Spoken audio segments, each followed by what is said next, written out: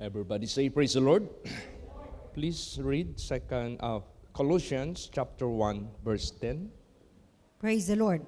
That ye might walk worthy of the Lord unto all pleasing, being fruitful in every good work, and increasing in the knowledge of God. So lumakad tayo na worthy of the Lord. Worthy of the Lord. Not worthy of any man, not worthy of any pastor, or not worthy of any members, but worthy of the Lord. Pag tayo ay lumakad na worthy of the Lord, meron tayong tatanggapin galing sa ating Panginoong Diyos. At sinabi po dito, that ye might walk worthy of the Lord unto all pleasing. Sino ang ipiplease natin? Ang Panginoong Diyos. Lumakad tayong worthy of Him unto all pleasing. So, paano natin i-please ang Diyos para tayo maging worthy? Of course, una, salvation, the eternal life. Ikalawa, worthy tayo sa ating buhay habang nandito pa tayo sa sanglibotang ito sa lahat ng kanyang mga pangako. Sinabi dito, being fruitful in every good work. So gusto ng ating Panginoong Hesukristo, maging fruitful tayo sa bawat mabubuting gawa. Now, speaking fruitfulness, naalaala niyo yung sinabi ni Lord Jesus Christ, except the branch abide in the vine, he cannot bear fruit. You are the branches. Jesus said, I am the vine. Without me, you can do nothing. So kung gusto nating maging pleasing and worthy unto God, unto the Lord, we must be fruitful in every good work by abiding in Jesus Christ. No? Mag-abide tayo sa ating Panginoong Hesukristo. Kasi ibang klaseng fruitfulness ang gusto ng Diyos sa buhay natin. So ang fruitfulness ng gusto ng Diyos sa atin ay sa ating buhay na Diyos. Alam mo kasi, siya ang puno. Ano yung sanga? Kung ang puno, durian, ang sanga, durian. Ang bunga, durian. Ang dahon, durian. Ang bulaklak, durian. So gusto ng ating Panginoong Diyos, ang Diyos mismo na dinala ng ating Panginoong Hesukristo sa sanglibotang ito, ay kailangan ito makalat. Kailangan ito ma-spread. Kailangan ito ma-proclaim. Kailangan ito maitanim sa bawat buhay ng tao sa sanglibotang ito, that they may also becoming worthy of the Lord. Amen? Praise the Lord. So, gusto ng Diyos mamunga tayo ng godliness. Because ang puno God, sanga God. Bunga dapat, kung anong nandyan sa Diyos, siya ring bunga makikita sa atin. Kaya good work. Kaya isa lang ang sinabi dyan, sabi ng mga tao kay Jesus Christ, good Master, what I must do that I may inherit the kingdom of God. Jesus said, why do you call me good? For there is only one good, and that is God. So, magbubunga lang tayo ng good works by God. Kasi siya lang yung good. Praise the Lord. And increasing in the knowledge of God. God na naman ang pinag-uusapan. Gusto ng ating Panginoong Diyos, mag-increase pa tayo sa knowledge sa Diyos. Kaya napaka-importante na tayo mga anak ng Diyos, maging fruitful tayo sa mabubuting gawa by abiding in Him. Mag-increase pa tayo sa knowledge of God habang tayo tumatagal sa paglilingkod sa Diyos. Naging broader, naging wider ang ating kaalaman sa Diyos. At habang nagwa-widen ang ating kaalaman sa Diyos, ang pagbigay din ng Diyos sa atin ng gawain, maging wide din ito. Parang nag-aral ka, nakatapos ka, nakatrabaho ka. Sabi ng company, okay, I will send you to London to study this because that is useful for our company, for the expansion, for the progress, for development. So, the more you obtain more knowledge, applicable sa company nga gitrabahoan mo. When in fact, karamihan yan, ini-sponsoran niya ng company. Libre yan lahat. Iswildo ka pa. Kasi alam ng company, magamit ka niya. So, ganoon din sa Panginoong Diyos. Gusto ng Diyos mag-increase tayo sa knowledge of God para ang paggamit ng Diyos sa atin, mag-increase din. Para ang pag-entrust ng Diyos sa atin sa mga mabubuting gawa, mag-increase din ito. Amen? Praise the Lord. Naalala niyo yung sinabi ni Lord Jesus Christ, "You have not chosen me, but I have chosen you and ordained you that you should go and bring forth fruit." So gusto ng Diyos maging fruitful tayo sa pag-abide. Sa pag-abide natin sa Kanya, magbubunga tayo ng godliness.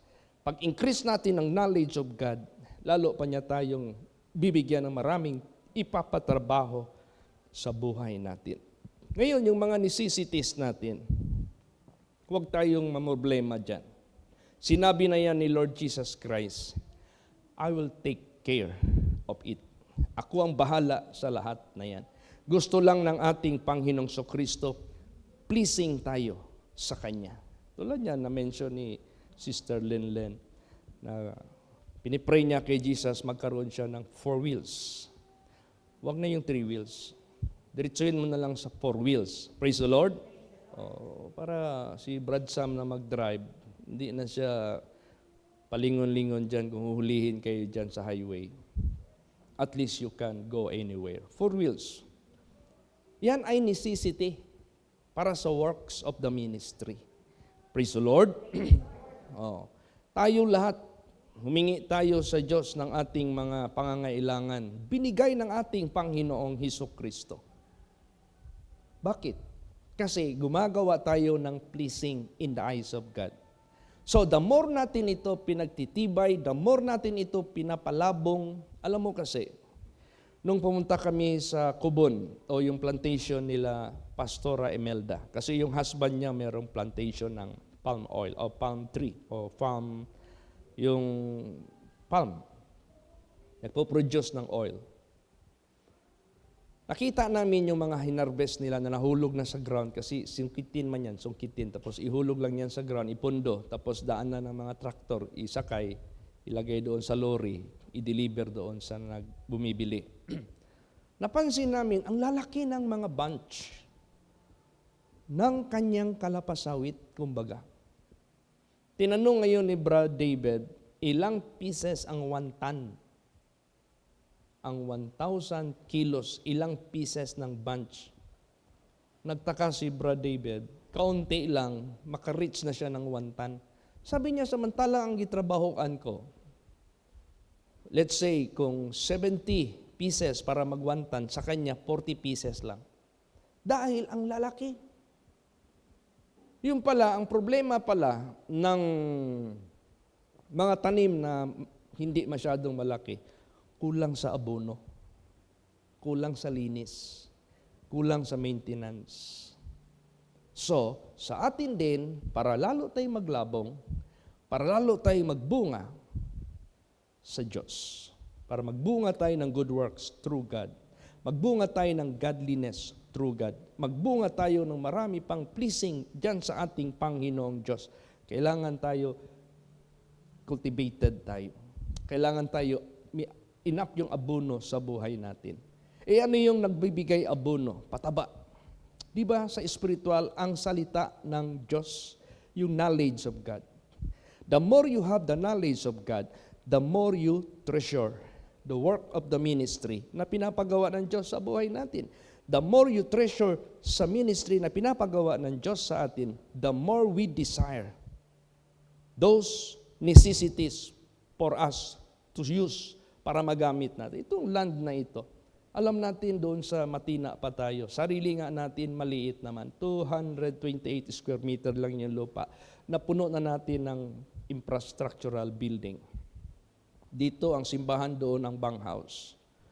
Pero dumating din ang panahon, sumikip na tayo doon. Kasi marami na yung mga branches natin, tuwing June 15, hindi na. Pati yung Davao Congregation, unti-unti nang naka-acquire ng mga sasakyan ng mga anak sa Diyos. Wala nang maparkingan. Di ba humingi tayo ng lupa? Ito na yung ating ginagamit ngayon. Humingi tayo na makatayo ng building. ito na yon. Ngayon, humihingi pa tayo ng big church para magkasya sa future. Lahat, pag-worthy tayo dyan sa Diyos. And unto all pleasing, sigurado yan. Yung desire ng ating puso, igagrant niya ng Diyos. Praise the Lord. Kaya, anong gawin natin? Basahin natin. Proverbs 16 verse 7. Praise the Lord. When a man's ways please the Lord, he maketh even his enemies to be at peace with him. Yan. Ano ba yung enemies? Enemies not only evil spirits. Enemies not only the physical people. Ang enemies, yung ating mga necessities. Pag hindi natin yan nadaig, sila yung manaig sa atin, wala. Matatalo tayo. Hindi tayo makamove, hirap tayo, hindi tayo maka-expand, hindi tayo masaya, puro tayo alipin ng kahirapan, alipin ng mga pangangailangan. Ang hirap kaya niyan, na alipin ka ng kahirapan. So, pwedeng i-count natin yan na enemies kasi nagpapahirap sa atin eh. Pero kung pleasing tayo sa harapan ng Diyos, yung mga ways natin, napiplease natin ang Panginoong Diyos, He can make our enemies to be at peace with us. Pag sinabing at peace, they are no longer threat to us. Bakit? Lulutasin ng Diyos. Ipo-provide ng Diyos. They will turn into a blessing to us. Praise the Lord. Alam mo ang mga blessings na pangako ng Diyos, bago natin makamit yan, challenge muna. Yung bang problema muna, necessities muna, para damang-dama natin, kailangan natin yan lutasin. So kung gusto mong malutas ang lahat ng problema na hinaharap mo, pleasing ka dyan sa ating Panginoon Diyos. He can make your enemies to be at peace with you. It will turn into a blessing. Amen? Praise the Lord. Kaya, in speaking, pleasing the Lord, how? Basahin natin. Psalms 37 verse 4. Praise the Lord. Delight thyself also in the Lord, and he shall give thee the desires of thine heart. Yes. Delight yourself in the Lord. Ano ba yung delight? Joy, happiness, gladness ka. O, yung ikanililigaya mo, ang buhay mo, dyan sa Panginoon. Delight yourself in the Lord, He shall give thee the desires of thine heart. Ang tanong, do you delight in the Lord? Ikaw ba ay naliligaya sa Panginoong Diyos? Ikaw ba ay naliligaya bumabasa ng Biblia? Ikaw ba ay lumiligaya nakikinig sa salita ng Diyos? Ikaw ba ay lumiligaya gumagawa sa pinapagawa ng Diyos? Ikaw ba ay lumiligaya na hindi mo ginagawa yung hindi pinapagawa ng Diyos? Alam mo, pag hindi natin ginagawa ang hindi pinapagawa ng Diyos sa atin, masaya ang Diyos kasi obedient tayo sa Kanya. Tingnan mo, yung hindi pinapakain ng Diyos kang Adam at kang Eva, sinuway nila. Di ba ang Diyos nagalit? Nagalit ang Diyos sa kanila. Kaya i-please natin ang ating Panginoong Diyos. He can make our enemies to be at peace with us. At yung mga desires ng ating puso, there are something na hindi natin hiningi sa prayer, pero may desire yung puso natin, sadyang binibigayan ng Diyos sa buhay natin. Praise the Lord. Desire lang ha. Yung bang minimithi mo, yung bang gusto mo, you're hoping for, you are longing for, yan yung desire eh. Bibigayan ng Diyos. But you have to delight yourself in the Lord. Ang tanong, basahin natin, may tanong dito. Job 27 verse 10. Praise the Lord. Will he delight himself in the Almighty? Will he always call upon God? Yes. Di ba? Siya ba ay liligaya sa sarili niya sa Almighty o dyan sa Diyos? Siya ba ay laging tatawag sa Diyos? Di ba tayo? Lagi tayong tumatawag sa pamilya natin dahil mahal natin yung pamilya natin. Lagi tayong tumatawag sa asawa natin dahil mahal natin yung asawa natin. Lagi tayong tumatawag sa kanino pa mang member of the family dahil mahal natin sila. Now, kung mahal din natin ang Diyos, do you always call upon the Lord? Amen? Praise the Lord. Minsan, magpunta ka ng malayong lugar, matagal kang di nakauwi sa pamilya, pagdating mo sa pamilya, di ba? You take delight pag nandiyan ka na sa pamilya mo, happy ka. Kaya nung nagpadala ako ng picture sa mga kilala ko sa Malaysia na we arrived home safely. Dalawang picture lang pinadala ko. Yung meron si Awi na i-embrace ko, nagpa-picture kami.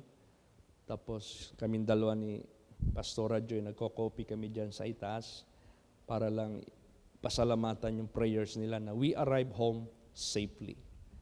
So, if you take delight in the Lord, then, at lagi kang tumatawag sa Kanya, that is an indication you love God.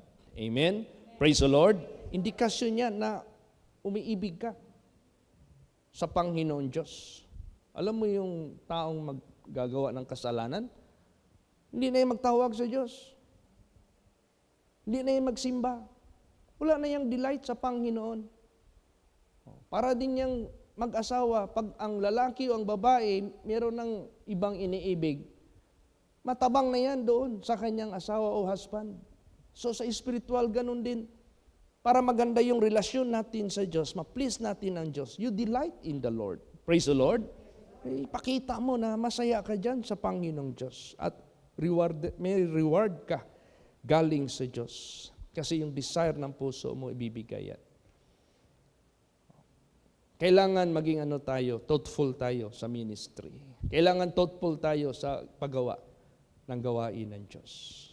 Nag-usap kami ng misis ko na mag-ikot pa kami isang beses sa buong Pilipinas para mabisita ang mga anak ng Diyos. Once again, pahintulot ni Jesus Christ. Praise the Lord. At ang heart's desire ko, bawat simbahan na mabisita namin, meron man lang kaming maabot kung anong meron, ano yung wala sa kanila. Isa na naisip ko na nasimulan natin dito sa Mindanao, yung pagbigay ng electric guitar. Kasi useful masyado yan sa mga worship sa simbahan natin. Praise the Lord. Pero dapat may kasamang speaker, kahit yung amplifier. Kaya yung suki ko dyan, si Mrs., yung kagawad ng Gobjen, murang-mura yung bigay niya basta para sa gawain ng Diyos. Sabi ko, Ma'am, i-donate namin ito. Very special price. May nangungumpra dyan ng maramihan, hindi ganun kababa binibigay niya sa kanila. Sa atin, mura lang. By the grace of God. Opportunity na ito. Kaya sabi ko, Lord, i-load mo yung aming sasakyan. At least kung magbisita man kami, yung walang-wala talaga. Hindi naman lahat churches natin. Marami ding churches tayo na kompleto na. Pero meron talagang walang-wala. So yung walang-wala, yun yung dapat nating bigyan. So kailangan maging generous tayo sa gawain ng Diyos. Praise the Lord. Dito man sa local natin na gawain at sa pangkalahatan man. We must be generous. Diyan na natin maipakita sa ating Panginoong Kristo na we delight in the Lord. Diyan mapopulfill yung mga pangako niya sa buhay natin. Yun na yung walk worthy of the Lord unto all pleasing, being fruitful unto every good work. Praise the Lord. Yan ang gusto na ang ating Panginoon Diyos na direksyon ng ating paglilingkod sa Kanya. Minsan may nagsasabi, ano mang profit na mag-serve tayo sa Panginoon? Ano mang profit na mag-delight tayo sa gawain ng Diyos? Basahin natin, may tanong dito. Sige, statement talaga ito. Sige, Job 34 verse 9. Praise the Lord. For he had said, it profiteth a man nothing that he should delight himself with God. See? May mga impresyon na negative kung ikaw ay maglilingkod sa Panginoong Diyos. Kung mag-delight ikaw sa Panginoong Diyos. Hindi yun. That is malaking kasinungalingan yan. When in fact, delight yourself in the Lord and He will give the desires of your heart. walk worthy of the Lord unto all pleasing, being fruitful unto every good work, increasing in the knowledge of God. Lalo ka pang lalabong sa paggawa ng ating Panginoong Hesukristo para sa kanyang gawa. Alam mo, meron ditong mag-asawa na laging dinadaanan ni Prophet Elisha.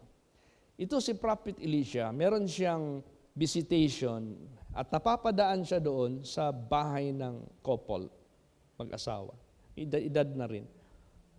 Naawa sila kay Prophet Elisha. Sabi nila, yung man of God, kasama ng kanyang assistant, tuwing dumadaan dito, ang layo pa ng kanilang lakad, pakainin kaya natin sila ng tinapay. Painumin kaya natin sila ng inumin. Para naman, bago man lang sila makarating doon, merong laman ang tiyan nila. Ginawa nila. Maya-maya, sabihin naman ng couple, lalot na yung babae, ano kaya yung man of God na si Elisha? Pinapakain natin sila, pero hindi naman natin sila nabigyan ng kapahingahan, kahit man lang makahiga overnight. Ano kaya gawa natin sila ng kwarto dito? Maglagay tayo ng kama, maglagay tayo ng lamesa na maliit para ma-accommodate natin sila. Ganon yung thoughtfulness nila sa mga alagad ng Diyos. Basahin natin yan. Pakibasa, 2 Kings 4 verse 8. Praise the Lord. 8. Sige po. And it fell on a day that Elisha passed to Shunem, where was a great woman, and she constrained him to eat bread. And so it was that as oft as she passed by, he turned inside her to eat bread. Yan. Dinescribe itong babae, great woman. Hindi ito yung matambok kayo. Hindi itong mataba, overweight. Great woman ito dahil may kakayahan, may kaya. Mayaman ito. Pero sa kanyang pagkamayaman, ginamit niya yung resources niya para tulungan yung servant of God, yung prophet of God. Kaya sinabi doon, and it fell on a day that Elisha passed to Shunem, where was a great woman. She constrained him to eat bread. And it was that as oft as he passed by, he turned in thither to eat bread. Para bang usual na pinapakain sila without fail. Alam mo, dinagdagan pa nila yung serbisyo nila. Basta another na naman na kanilang naisip na serbisyo para sa mga alagad ng Diyos. 2 Kings 4, 9 hanggang 11. Praise the Lord. And she said unto her husband, Behold now, I perceive that this is a holy man of God, which passeth by us continually. Let us make a little chamber, I pray thee, on the wall, and let us set for him there a bed, and a table, and a stool, and a candlestick. And it shall be, when he cometh to us, that he shall turn inside her. And it fell on a day that he came thither, and he turned into the chamber, and lay there. Yan, lodge. Hindi lang restaurant, eatery, or food, but also meron na silang lodge. Meron na silang hotel, accommodation, and food. Mahalaga yan. Kaya malaking negosyo yung restaurant, malaking negosyo yung hotel. Bakit? Useful eh. Bakit? Maraming travelers, maraming tourists, maraming business people. Kailangan mag-overnight, kailangan mag 3 days sa seminar nila. So ito, for free. Nilibre nila yung alagad ng Diyos. Praise the Lord. So maganda ang pinakita nila sa alagad ng Diyos. Pag ginawa mo yan sa alagad ng Diyos, ginawa mo na rin yan sa Diyos. So they delight in the Lord, in short. Ito yung ihimplo natin ngayon. They delight in the Lord. Praise the Lord.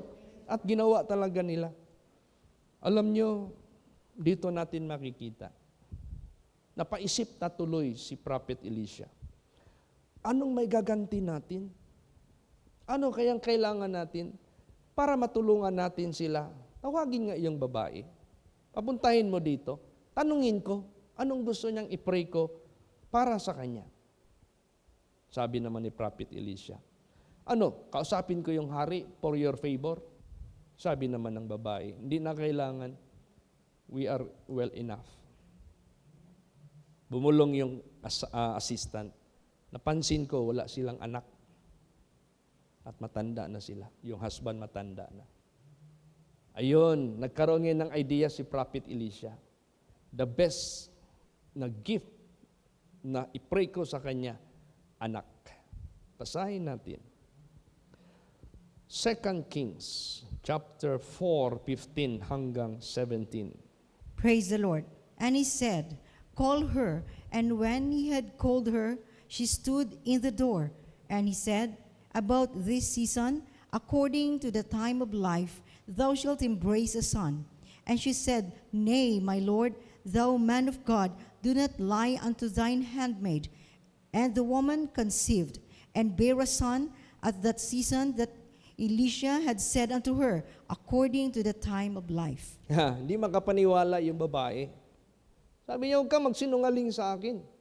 Kasi sinabihan siya na darating ang season, panahon, magkalong nga ng anak na lalaki.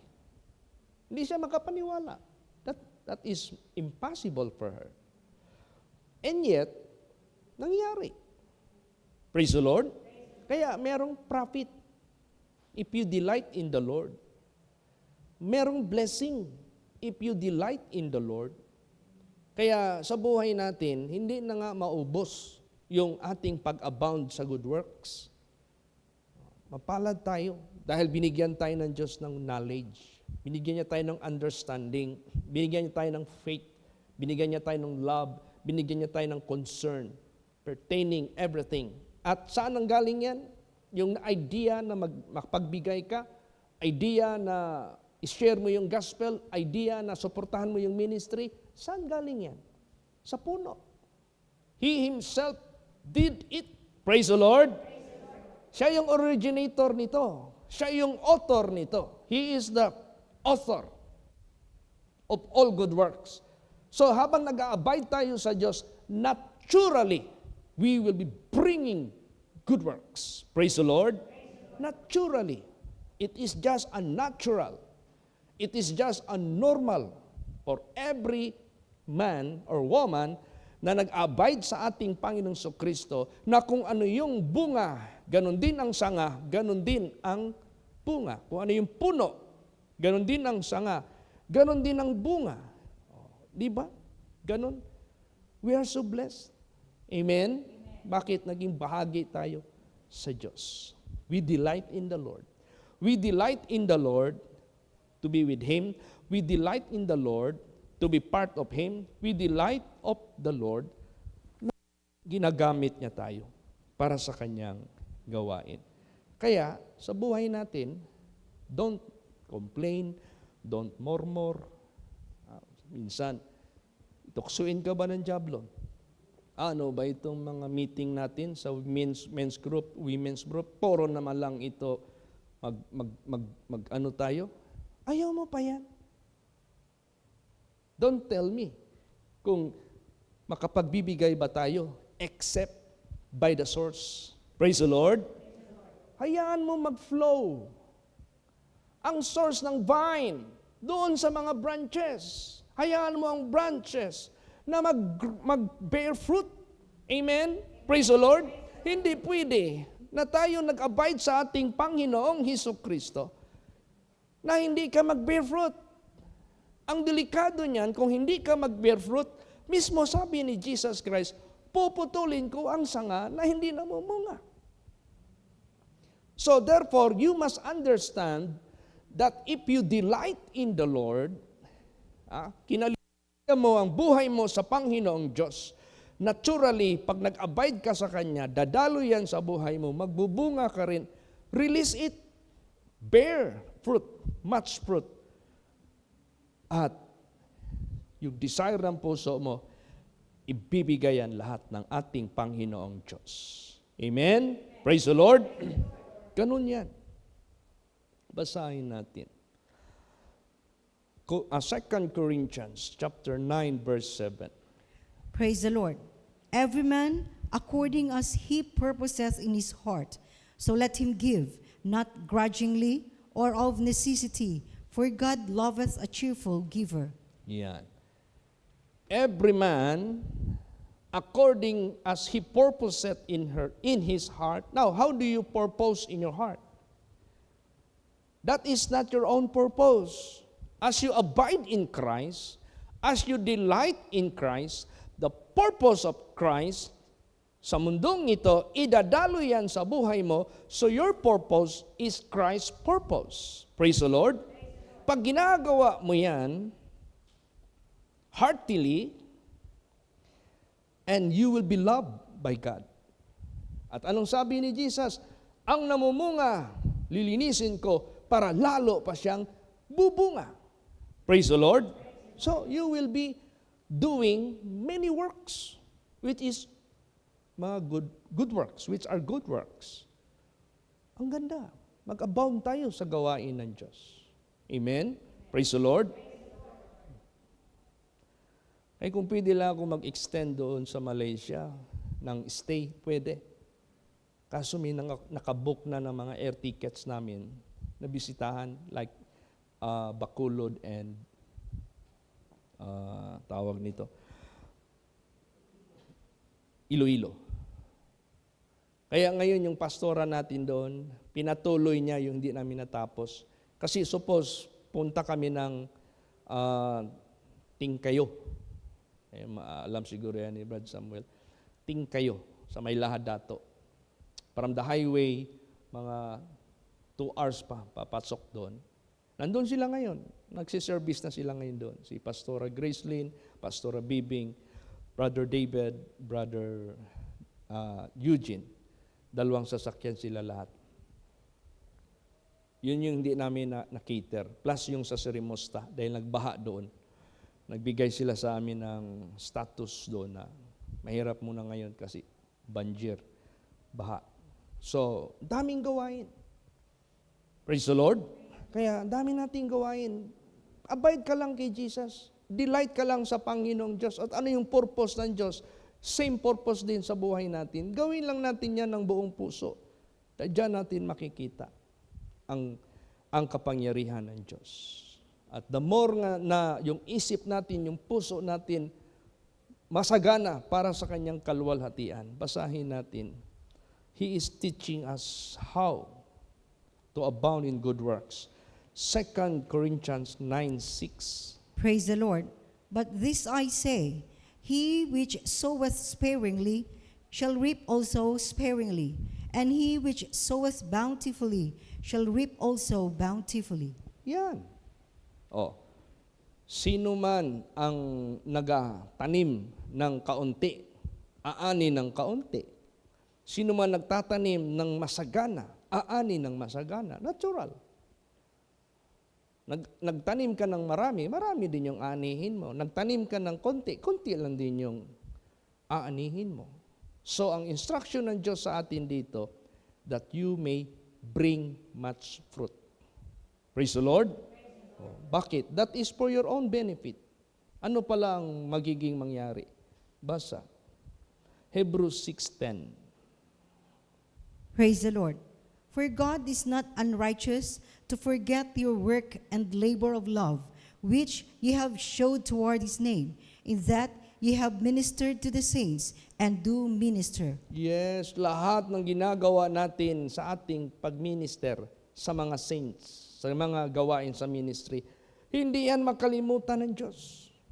Meron at meron ka talagang tatanggapin mula sa Kanya.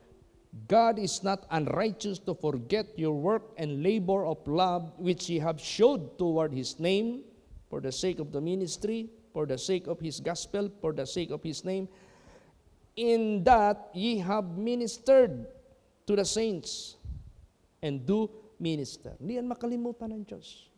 Ang Diyos pa naman, pag magbigay siya sa iyo ng reward, magbigay siya sa iyo ng parangal, magbigay siya sa iyo ng palipay sa buhay mo. Nako, sabihin ko po sa inyo, you cannot compare. Hindi mo makompare kanino pa man. This is the best. And sa ating good works na ginagawa, mag-increase yung blessing ng Diyos sa atin. For what purpose? Para mag-increase pa tayo sa marami pang gawa. For what purpose? Para mag-increase yung ating investment doon sa kaharian ng Diyos. Praise the Lord. Ito na yung sinasabi ni Jesus Christ, lay up your treasure in heaven. Ito na. We are investing in heaven. Yung mga ginagawa natin na serbisyo para sa mga tao. To God be the glory. Pasalamatan natin ang Diyos. Kaya importante na we need to communicate. Basa, Hebrews 13:16. Praise the Lord. But to do good and to communicate, forget not, for with such sacrifices God is well pleased. Yes, to do good and to communicate, forget not to do good.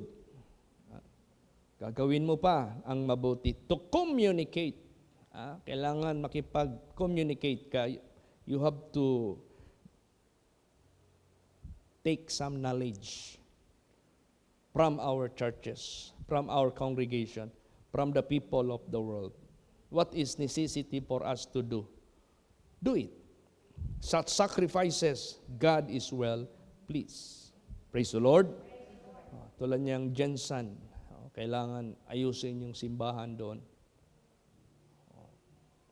Katindo, kailangan natin doon na matayuan din ng simbahan. Pero dapat, samal. Pero, unahin muna natin itayo yung totoong temple ng Diyos. Ito, katawan ng tao. At idaragdag lang ng Diyos lahat na yan. Darating lang yan. Amen? Praise the Lord. So sa ating pagkakaisa, sa ating mabuting mga gustong gawin, sa ating pag-communicate sa kanila para malaman natin ang status nila, such sacrifices, God is well pleased. Kaya in-establish nga ng Diyos ang ating mga governments, in-establish ng Diyos ang ating mga pledges, in-establish ng Diyos ang ating love offering para sa gawain ng Diyos. In-establish ng Diyos ang tithings para din sa mga nag-full-time para maka-spread, maka-serve sila, that in my house there will be meat in my house, spiritual meat. Lahat na ito, ang source nito, ang puno. Sa ating pag-abide sa ating Panginoong Diyos, marami pa tayong magagawa. To God be the glory. Praise the Lord. Hayaan natin ang Diyos. Siya yung magpa-abound sa atin siya kasi ang puno Siya yung source Pag hindi niya tayo pahintulutan mag-abound sa good works, hindi tayo maka-abound. Tapos, kina-challenge tayo ng Diyos. Delight yourself in the Lord, and He will give the desires of your heart. Ikaligaya mo na maging channel of blessing ka. Ikaligaya mo na maging contributor ka. Ikaligaya mo na maging instrument ka ng ating Panginoong Diyos. Kaya pinipray ko nga kay Jesus, kasi pending pa yung mga invitation sa international mission natin. Sabi ko, si Jesus ang hinihingian ko. Jesus, ikaw ang magbigay sa akin ng signal go. So if you will let me go, you will provide all my necessities, all my needs na makarating ako doon. Alam na ni Jesus yun kung ano lahat yun. Dahil siya yung vine. Kaya sa buhay natin, let us delight ourselves in the Lord. Sigurado yan. Alam mo yung dream ni Pastora Edith, noon pa yan, aywa pa kami, na iba-ibang flags ang pinakita sa kanya. Tingnan mo yung online niya. May Amerika, may Hong Kong, merong Philippines, merong Canada, Japan, iba-ibang mga iba-ibang nations ang nakikinig ngayon. Nandoon ba sa iba-iba't mga nations? So, sa buhay natin, tapos si Sister Susan, yung kanyang paglakad-lakad na mission, merong behind, hindi lang yan purely just sightseeing or tourist, hindi po. Hindi yan touring, kundi mission yan. Praise the Lord. Oh, sinasanay na yan siya ni Jesus magbiyahe-biyahe kung saan-saan para magtanim ng gospel. Parang si John the Baptist ito, mag-open, mag-prepare sa the way of the Lord. Amen? Praise the Lord. Kaya kung ipadala ito sa China, magaling ito mag-Mandarin.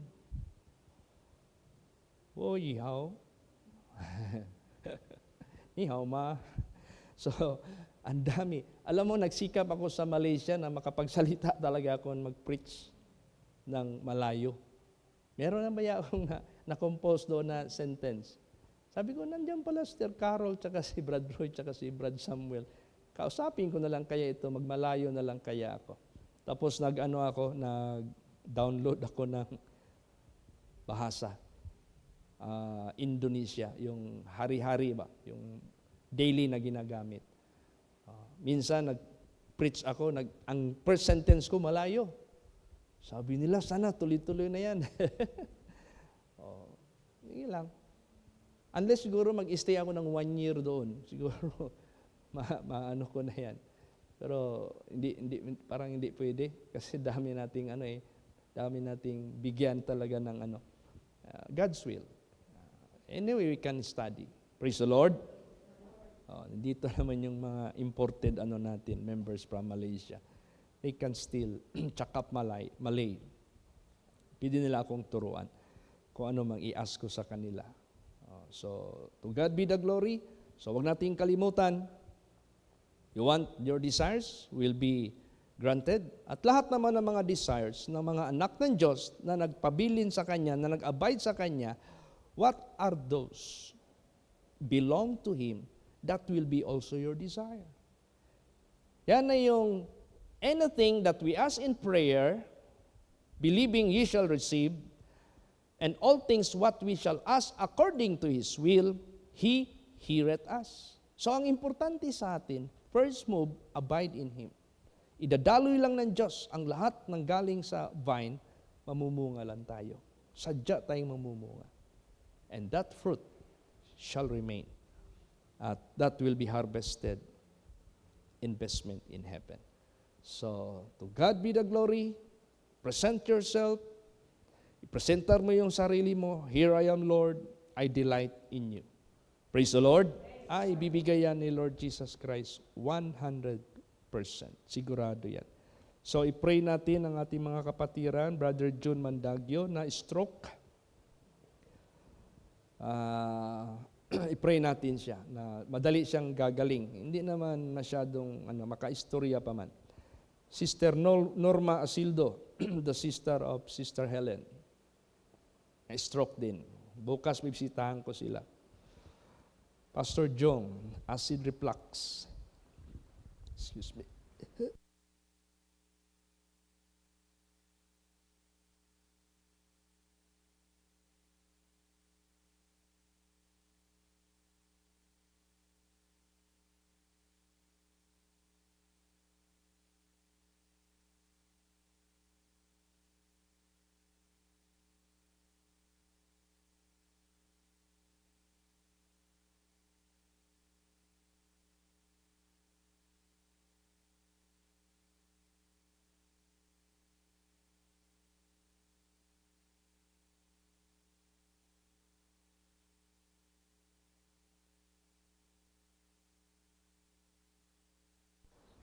Excuse me, dahil grabe talaga yung di may iwasan talaga. Alam mo naman, we used to preach, may mga pawis talaga, matuyo. But anyway, so let's pray for Norma Asildo, na stroke din. Bibisitahin ko siya bukas sa SPMC, na dyan na confine. Let's pray for Pastor Jong, Iloilo. Meron daw bumara sa lalamunan niya, para may bukol. Kung kakain daw siya, mahirap siyang maglunok, tapos pagkain siya ng saging, lalong magbara. Nung pina-check up, acid reflux. Sobra yung acidity, so nagbabackfire. Kaya, let's pray for him, for his healing. Sister Riza, dakayon, fever, at saka ubo. So let's pray for these children of God. And let's pray all churches, all missions. Sa part ni Pastor Tam, na busy rin siya masyado sa kanyang field. At ganoon din ako, lahat ng mga pastors. I-pray natin, lahat ng mga pioneering, ma-establish ito. Yung mga crusades na coming, i-pray natin ito. Everything will be done miraculously, wonderfully. So lahat ng ating mga pangailangan, God will provide. Yan yung pangako ng Diyos. Let us just delight in the Lord. Amen? Praise the Lord. So first time itong bisita natin. Okay, please come. Prayhan kita, ma'am.